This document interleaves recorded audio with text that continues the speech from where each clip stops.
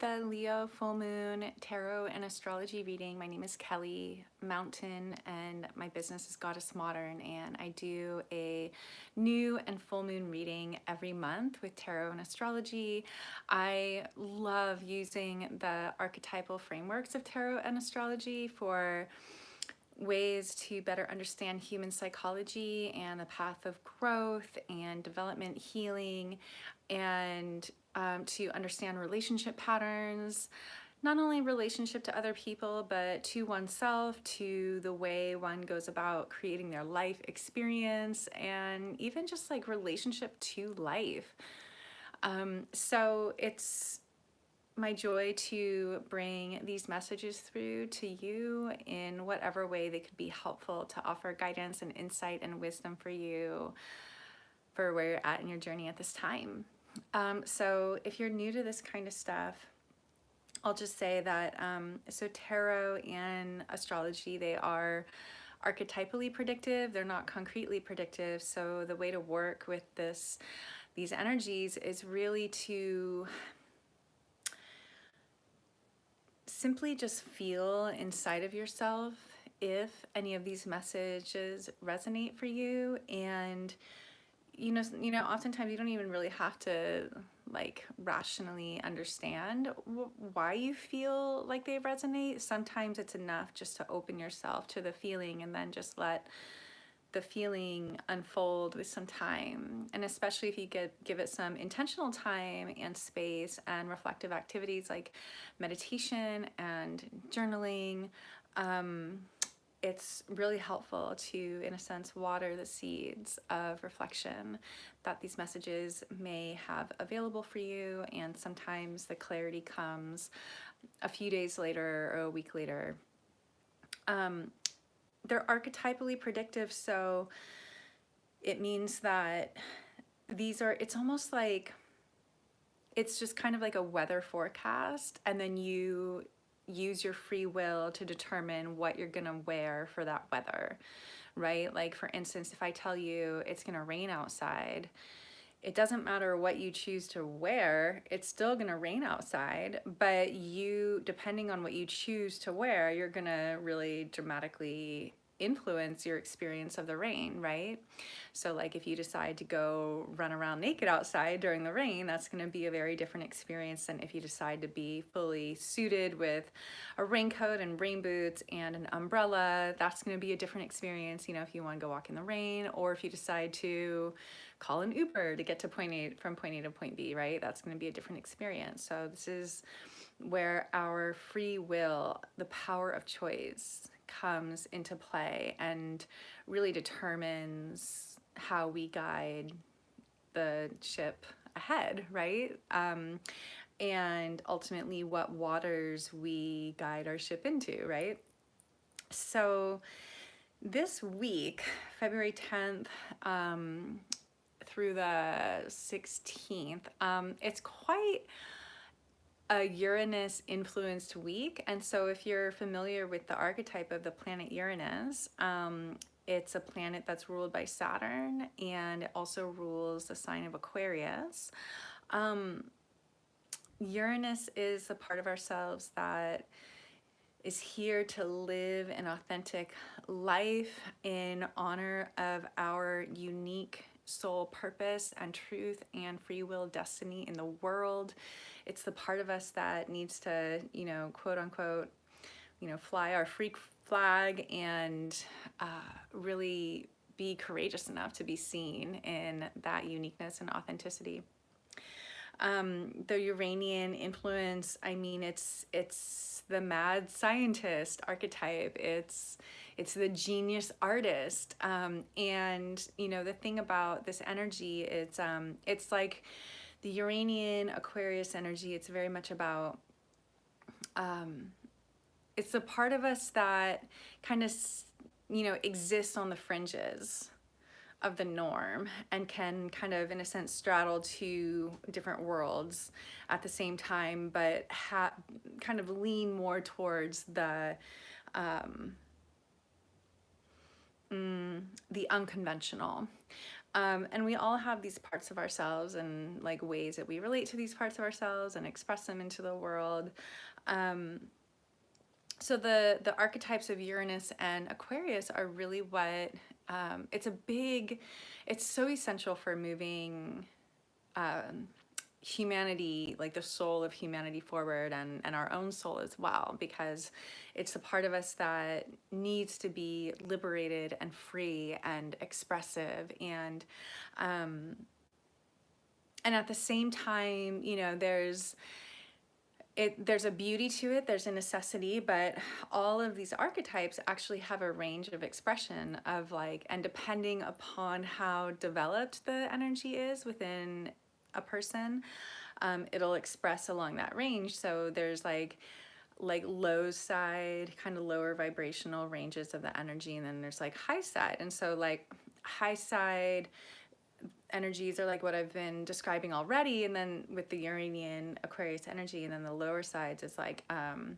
you know, uh, creative genius and mad scientists. I mean, these are powerful, innovative forces in our world, and at the same time, like if there's no grounding, if there's no structure and container, it can be a chaotic, disruptive energy. And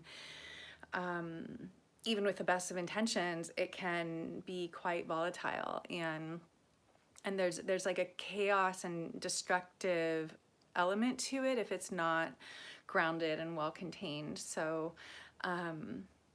I'm talking a lot about Uranus because we actually have, even though this is a reading for the full moon in Leo, and so the full moon in Leo means the moon is in Leo and it's directly opposing the sun, which is in Aquarius. And Aquarius, like I said, is ruled by the planet Uranus. So the sun right now being in Aquarius is, in a sense, in the temple of Uranus. So it has to behave by the rules of that temple. And so this week we've got the sun and the moon in opposition, and it's creating a T-square, what's called a T-square, to the energy of Uranus. We're going to have Mercury come into a square with Uranus this week as well. So we've got a T-square is basically two squares happening at the same time and in the same element of, or the same, like in astrology, there's fixed, cardinal, and mutable signs. So this would be a T-square happening in fixed signs between Leo, Aquarius, and Taurus. And so there's ultimately 3 squares happening this week to Uranus, and the sun is in the temple of Uranus. So that's why I'm talking a lot about this Uranian energy, because it's like, it's a main player in the not only week that we're in right now, but in the next couple weeks and potentially even 6 months ahead. So, you know, the nice things about Uranus, when we're in alignment with that energy inside, like that's when we experience synchronicities, you know, those magical moments where it's just like, oh my gosh, dots are connecting right now in ways that are so significant and symbolic and meaningful, and it's so personal. Like there's nobody that could be having this experience right now and feeling these ways about all this meaning, because it all just is, it's like an energy deep inside of me that's being reflected in my external world, right? And we all know what the energy of synchronicity is like. It's fun, it's like electrifying, it's confirming. There's something like comforting and confirming about it. It's something that feels along the lines of like, yeah, I'm on the right path, right? So that's a fun energy. And the energy of Uranus is also like miracles. And I think we all could use some miracles in our lives, right? I think personally and collectively, it's like, hey, you know, let's open ourselves to receive miracles, right? And what's a miracle? A miracle is, it's an outcome that exists beyond our logical explanation of like what comes next, right? It's something beyond what we could have even imagined, and it's perfect, and it just feels almost like a gift from God or something, you know. So like that's another way to experience the high sides of this energy. Another really fun way to experience it is sudden flashes of insight that come through. You know, those moments where you're like, it's like light bulb moment, and you just feel like, oh my gosh, like I think I don't know where this came from, but I just realized the answer to this problem I've been having, or I just realized how to move forward on my path, or I just realized how I'm gonna do this thing. I realized, you know, it's like a flash of like divine insight, you know, or divine creative inspiration. So these are the really fun ways to experience the Uranian energy, and they are also, I think, just reflective of like the quality of alignment that we're in with our truth and authenticity, because that energy, that part of us, is here to be free and expressive and authentic, and to do so in a way that specifically helps the evolution of humanity. It's not enough that it just helps the perceived evolution of one person. With Aquarius, it really has to expand into the greater collective of like, how does this actually evolve the whole, the soul of the whole of humanity, you know? So that's going to be what really gets us into proper alignment with this energy. And you know what I'm speaking about right there, I think in general is something like it's a kind of a process that I feel like the collective is going to be in for a long time. How to determine and discern when am I acting in, you know, in terms of like benefiting like what I perceive to be like benefiting my own soul, and how do I know if I'm acting to benefit like the human collective soul, you know, to do something like for the good of humanity, right? I think that specific kind of reflection is going to be something that the collective is in a big journey with in the next 20 years, while Pluto goes through the sign of Aquarius, aka the temple of Uranus. So anyhow,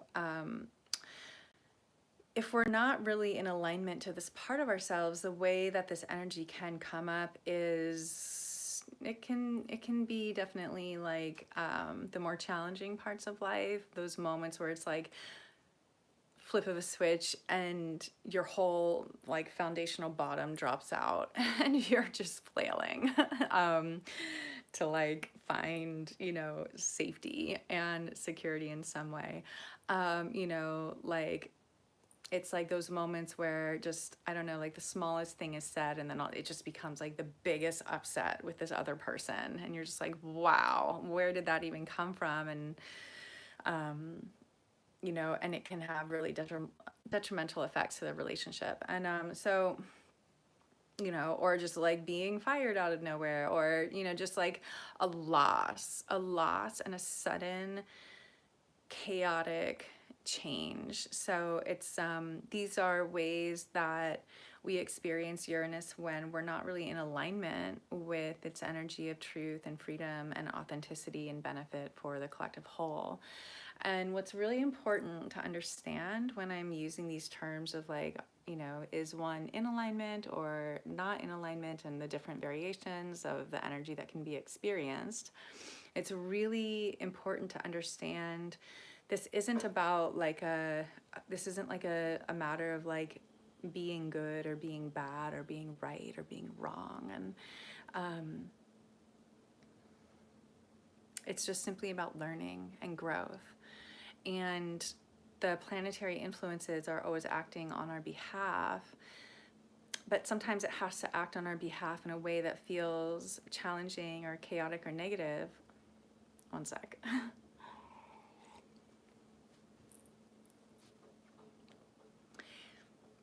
And when it does that, it's doing it because it's actually what's best for us. It's doing it because for whatever reason, we're just not cognizant that we're like veering off track.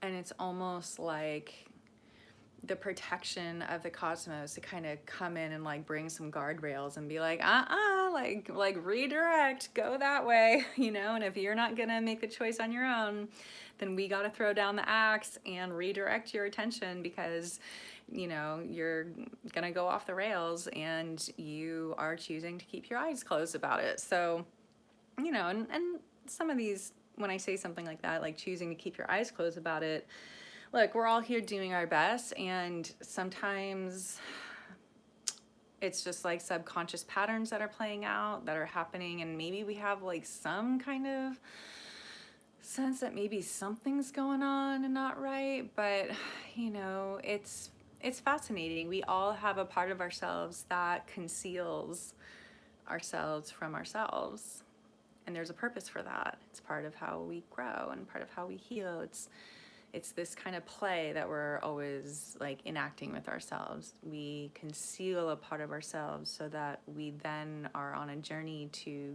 reveal the part, and then establish a new, healed, healthy relationship with it and transform that part.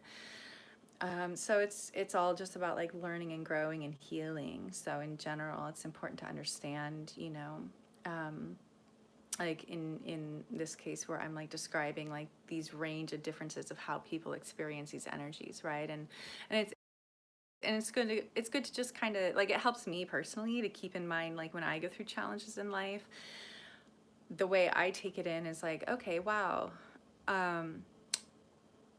let's just say if I were the creator of this experience, why would I have created this experience for me to then walk into and have to deal with all the energy of it in order to learn and grow and potentially heal and transform, right? It reminds me of that quote, when the universe is ready to experience something, she throws the image out before herself, and then she enters into her own image. And so, yeah, you know, it's helpful. It kind of brings things like challenges and chaos and, you know, the path of growth and healing. It kind of like creates a more neutral, energetic field to understand through this lens, instead of this way of like, oh, I'm good, I'm bad, I'm right, I'm wrong, I'm a victim, I'm a perpetrator. It's just, you know, words can kind of have heavy connotations sometimes, and we create stories around them, and then, you know, maybe they're true and maybe they're not true. Most likely they're not true. Anyways, tangenting. So with all that said, I'm going to get into the cards. I already lit a candle, cleansed the cards, shuffled and pulled the cards, cleansed myself, cleansed the space, said some words of intention. So we'll just dive into the reading at this point. Thank you so much for being here with me. If you find any value in this reading, it would be so helpful, and I would appreciate it so much if you would please like the video and consider subscribing to my channel. It just really helps my channel grow and helps me reach more people with these messages that I hope are helpful and supportive. Okay, let's do this. All right, so pulling first from the Spirit Cats deck by Nicole PR. Got a card here called Catalyst. Meet Luna. Luna. Moon. This is a moon reading, so perfect. She may seem a little ominous at first, but do not worry. She is truly here to help us. She is the catalyst. She is the kitty from the Philosopher's Stone, the magical alchemy that metaphorically turns lead into gold. She might shake things up like a crazy thunderstorm, but the sky will be so much clearer afterward. She is the maven of breakthroughs and revelations. When Luna crosses your path, you might feel a shiver, but do not be afraid. This is only the first sign of a miraculous shift. And I also appreciate that it's a black and white card. Most of them are very colorful, watercolorings, and yeah, I like that it's a black and white card because we're working with the energies of the full moon in opposition, and the light would represent the sun and the dark would represent the moon.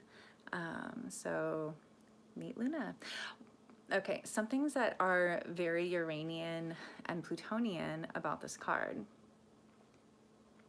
She is the catalyst, and catalyst is the name of this card, and catalyst is definitely the energy of Uranus.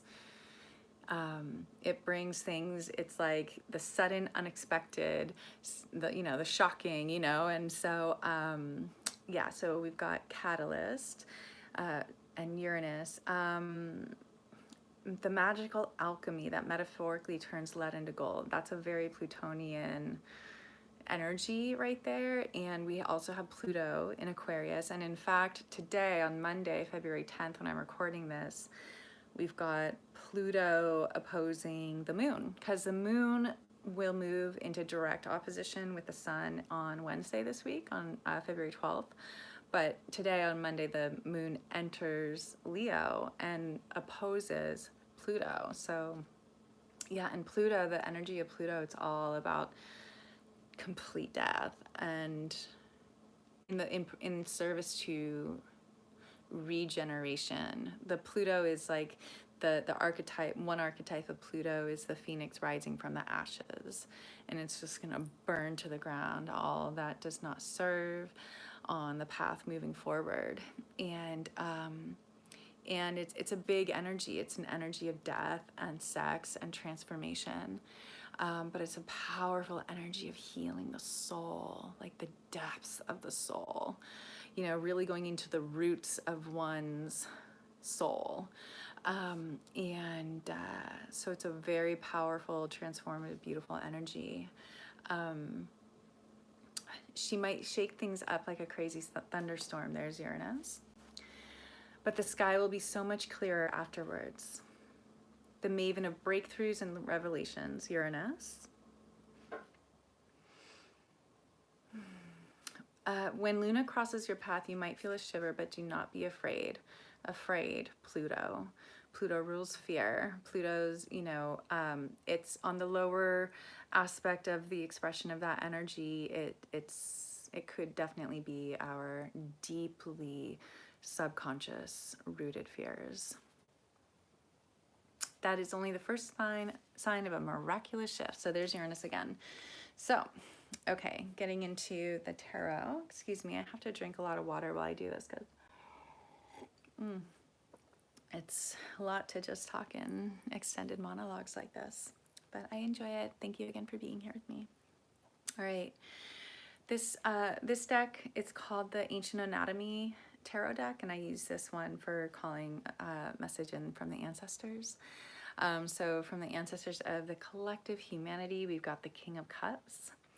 And so I like in this illustration, in this version, it's the calming tonic. And the King of Cups in general, it's the part of us that's it's a well-developed, emotional, expressive part of ourselves that is very mature and grounded, very empathic and like collaborative. It's almost like a level of mastery of emotional intelligence and expression. And it's a beautiful energy. And I think that this is it's like one of the most perfect energies, I think, to balance out the Uranian electrifying zing that's going to come throughout this whole week with those Uranus transits.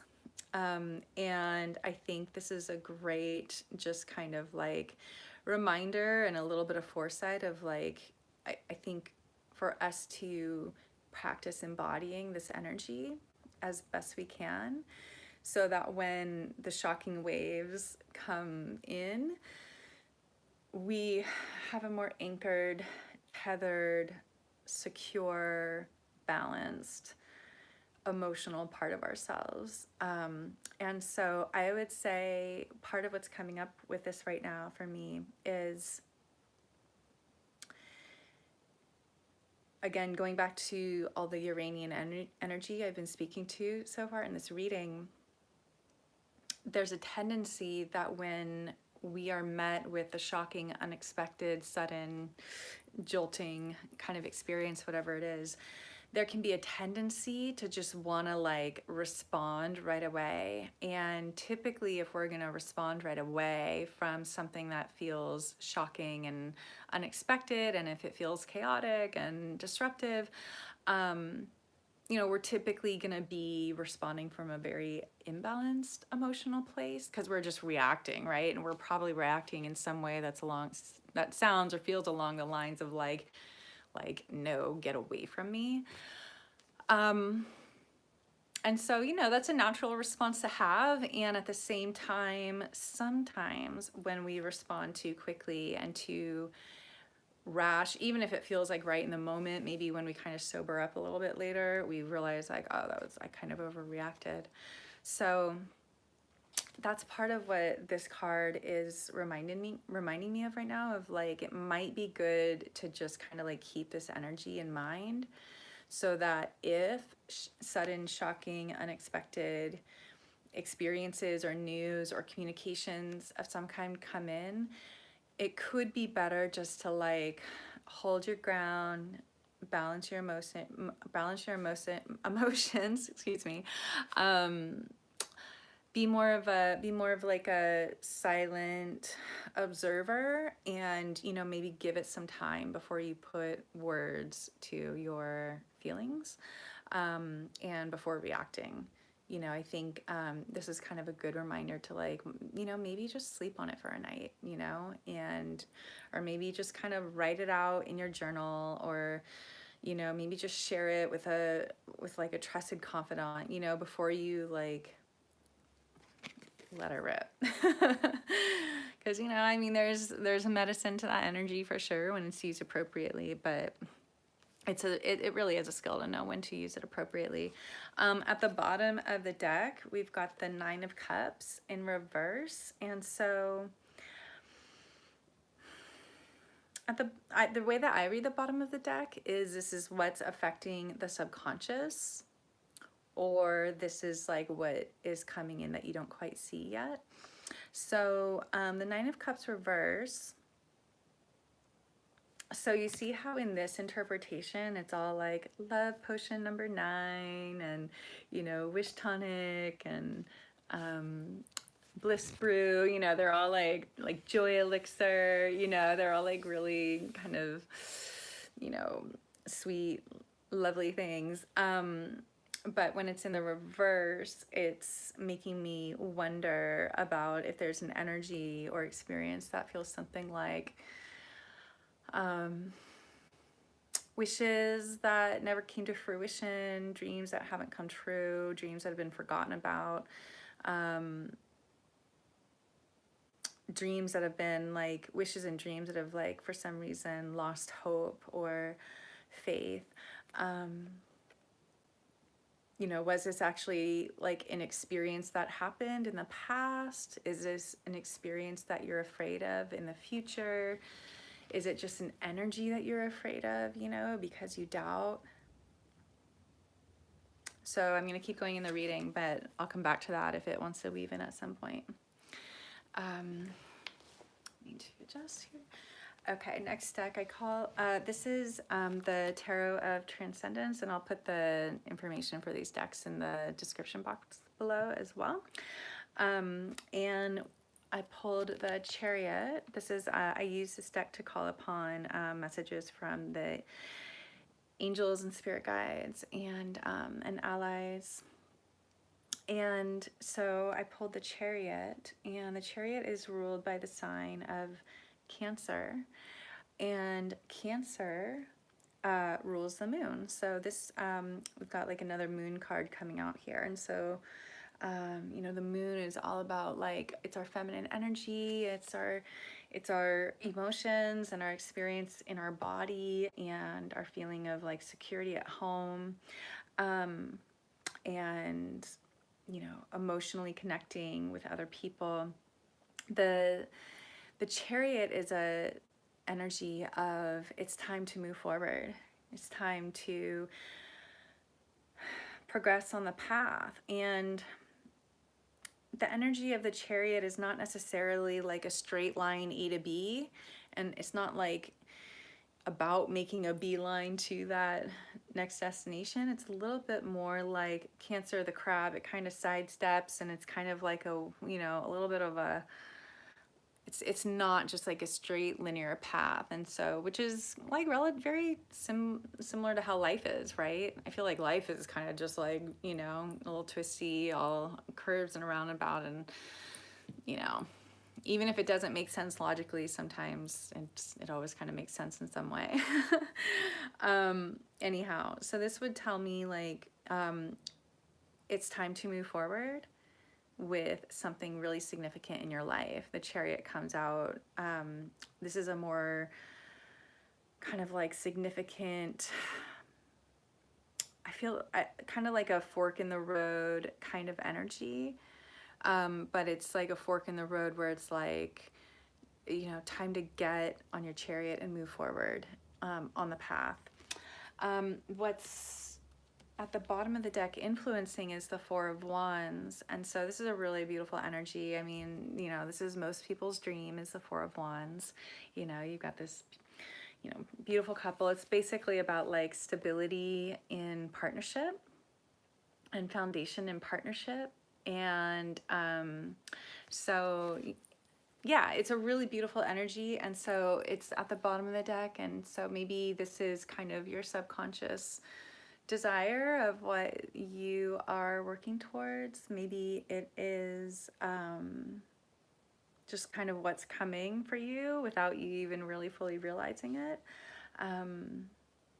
Yeah, I'm gonna kind of leave that right there and keep going, and then we'll see how that wants to weave in again in a little bit. Next, from just the traditional Rider-Waite tarot deck, we've got the Eight of Pentacles, and this deck I use for calling in messages from like the soul of the person, the soul, in this case, of the collective humanity. So got the Eight of Pentacles, and the Eight of Pentacles, this is an energy, it's a suggestion to quiet distractions in your life and just put your head down and keep focused on the work at hand, because you're on a path of mastery, and the abundance and the recognition and the stability and the partnerships that you want, they depend on this path of mastery. And so, you know, this is a time of just giving it your all, and even using this as like a grounding, kind of an anchor in times of chaos, you know? I mean, I know it's very common, I know in my own experience, and many people feel the same way, where it's like when life gets really crazy, sometimes work and just focusing on something like a project or something can just be so helpful and supportive, because you're just, for that time being, giving your full attention to being productive and channeling the energy in another way, in a productive way. And you know, there's just something good about how helpful that can be. So like, you know, perhaps just keep in mind over this next week, if you do start to get overwhelmed by any sudden chaotic energies, one of your anchors could be to just quiet distractions, get yourself to where you can really just focus on the work and like just stay in your own lane, and, you know, just work towards your long-term goals underneath the deck. And so, you know, influencing the subconscious or coming in and you don't know it yet, Ace of Pentacles reverse. And so, I feel like this is a more, well, okay, so this is, if it's on the level of the subconscious, it makes me wonder for you if there's an energy of, you know, doubt or anxiety of like, is this new beginning that I want, am I ever gonna get it? You know, or maybe this was an actual experience of a new beginning that didn't work out in the way you thought it was going to. And maybe that experience is still affecting you today.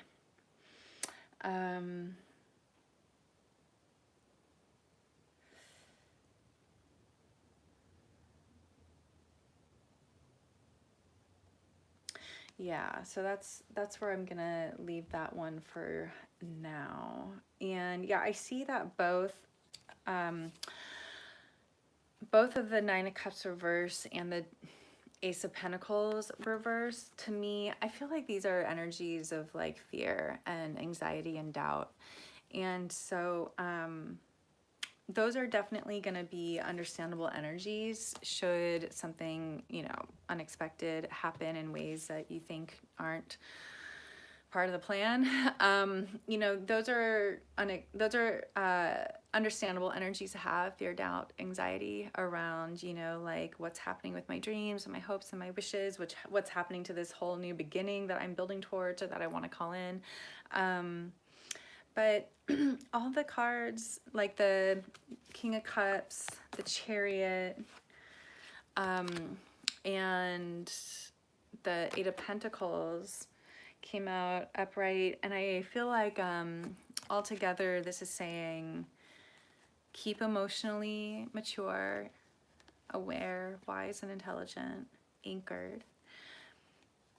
Keep moving forward on your path, take one step at a time, and just be productive and disciplined within your task at hand or your craft or whatever it is you're working towards.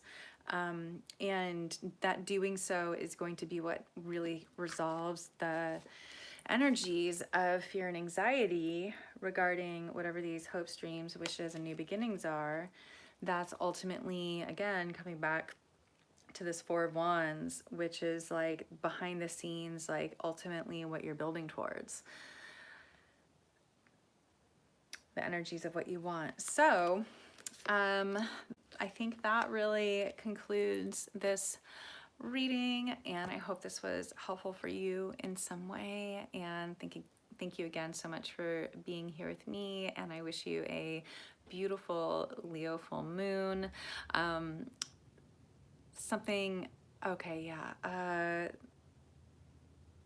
Couple more pieces astrologically that I'm wanting to mention, actually. So the energy of Leo, you know, that's where the moon is going to be, and the energy of Leo is all about like creative, passionate self-expression.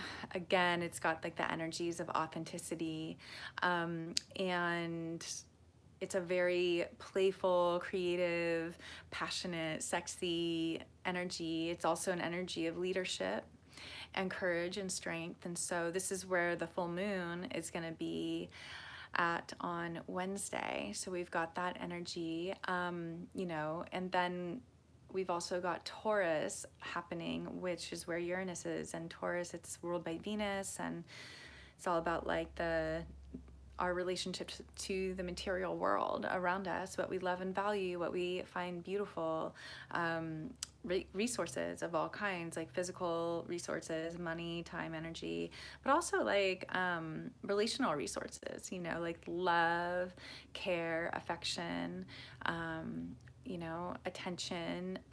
These are all personal resources that we give each other: trust, consideration. And so, you know, that's the area where this planet of Uranus is sitting. And so, yeah, I just wanted to add in those extra layers because, you know, there's just fun to have different dynamic layers of energy to reflect on and just take note of, you know, like as it comes up in life, and just see how it expresses, you know.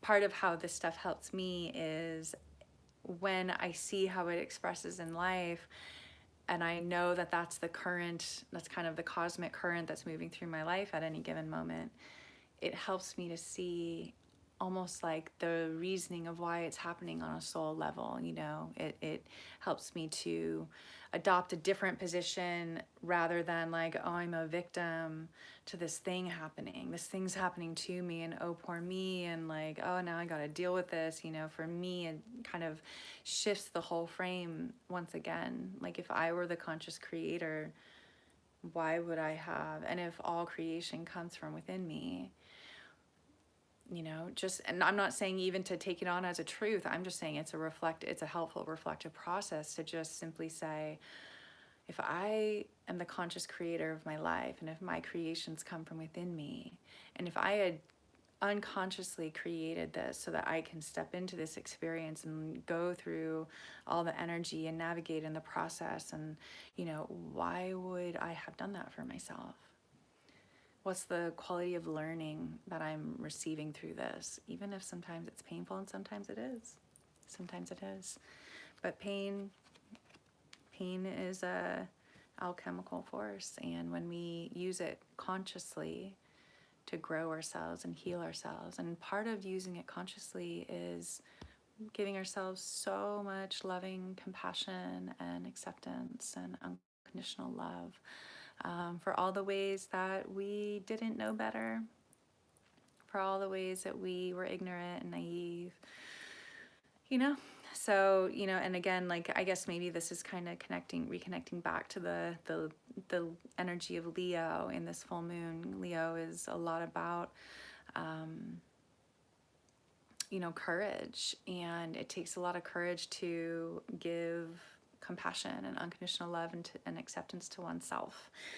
And Leo's all about the heart.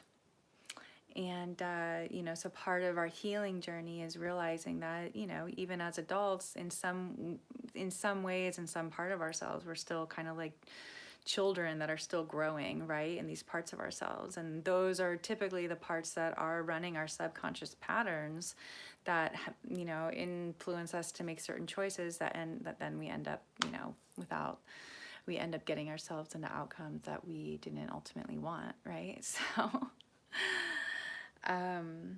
So yeah, maybe what's coming through in this moment with this extra little bit here is all about healing the inner child, and the inner child would be under the rulership of Leo, that Leo energy, you know. So okay, what's coming through right now is that, you know, this catalyst, this Uranian energy, if you notice that some chaotic, unexpected, shocking energies are happening in your life over this week, you know, take a look at the emotions that are being triggered, and how do those emotions relate to the wounded inner child that is ultimately subconsciously creating this experience so that its voice could be heard, so that its pain can be heard through whatever is arising.